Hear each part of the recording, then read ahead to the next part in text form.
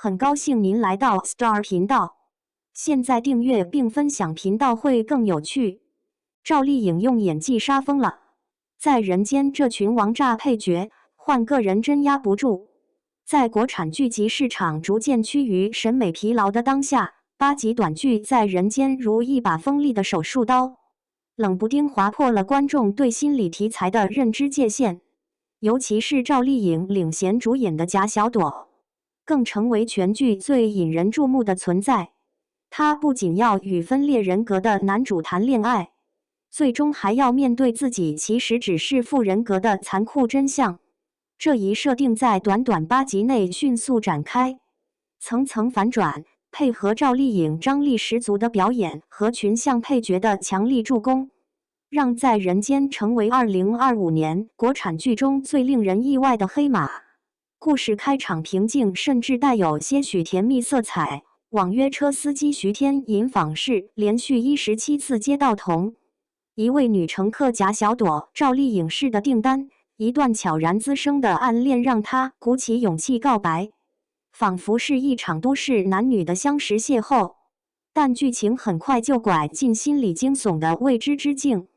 贾小朵的前男友张一山突然现身，二人被迫逃进一间密室，而徐天瞬间切换身份，化身为某心理机构的实验员。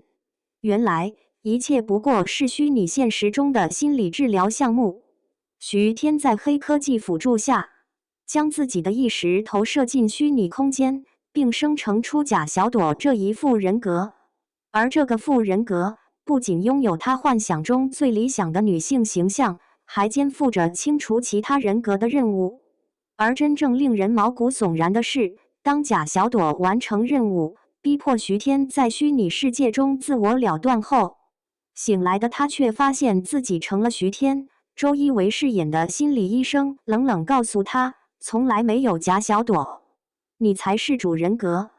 这一设定完成了全剧最炸裂的心理反转。贾小朵其实是徐天潜意识中幻想出的自我救赎者，他不是真实的存在，而是他用来抵抗痛苦、寻求疗愈的一个人格化投射。赵丽颖对这一角色的塑造堪称炸裂，尤其是在得知自己并不存在的那一刻，她瞳孔放大，脸色煞白，指尖掐进掌心的细节演绎，让角色的崩溃情绪宛如从屏幕溢出。更令人惊叹的是，他在徐天附身贾小朵的段落中，模仿银纺的叉兜抖腿、低哑嗓音、眼神飘移等习惯，精准还原男性举止，使性别错位几乎无缝连接。除了赵丽颖的突破式表演，剧中一众配角也如王炸一般层出不穷。银纺饰演的徐天，其人格分裂为7种不同面貌：自闭的本体、暴躁的外卖员铁林、期待母爱的外科医生于蛋、偏执的恋人、社恐的健身女、青春期少年以及叛逆的贾小朵。每一个人格都被具体化为一个角色，而这些角色被安排在一节疾驰的列车车厢中。董子健饰演的于蛋，因母亲长期失联而坚守邮筒，不肯离开半步。孙谦饰演的健身女孩，狂练身体却从不敢看人，孤独地缩在角落。葛铮饰演的铁林，情绪爆炸，疯狂砸店，最终喊出童年被冤枉的心结。张一山饰演的前男友，一会儿掐脖威胁，一会儿跪地求饶，极致的情绪波动令人不寒而栗。每个角色都在代替徐天承受某种精神创伤，而贾小朵作为主角，其实不过是他心中对一切痛苦的总结与逃避，是幻想出来的完美版本的自己。在这些错综复杂的心理构建下，银纺的演技也迎来爆发。他在切换人格时几乎不依赖外部妆造，而是靠眼神和肢体瞬间转变。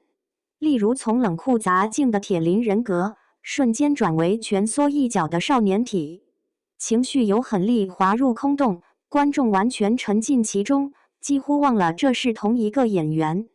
而周一围饰演的心理医生，更是整部剧的压迫之源。他的每一次出场都像是控制全局的幕后之手，镜片反光遮住眼神，嘴角似笑非笑，仿佛拿着手术刀解剖人心。几场催眠戏，他仅用几句台词和一个眼神，就让人汗毛倒竖，被网友戏称他在剥我的脑髓。在人间的结局无疑是近年最具讨论度的一个。治疗结束后，徐天被医生宣告痊愈，可以出院重返社会。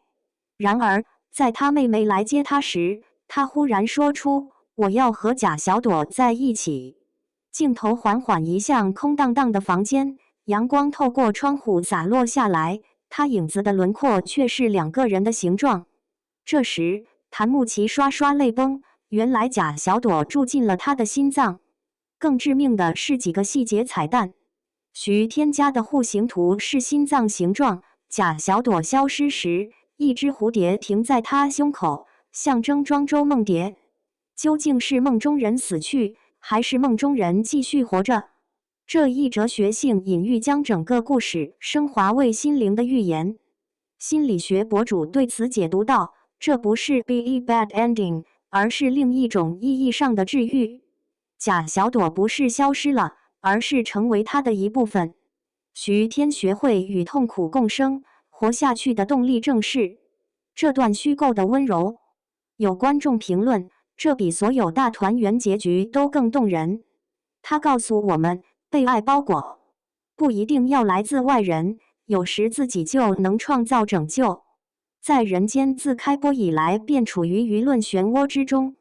一开始，不少观众质疑赵丽颖眼神空洞，认为剧情晦涩难懂，短短8集无法讲清如此复杂的心理设定。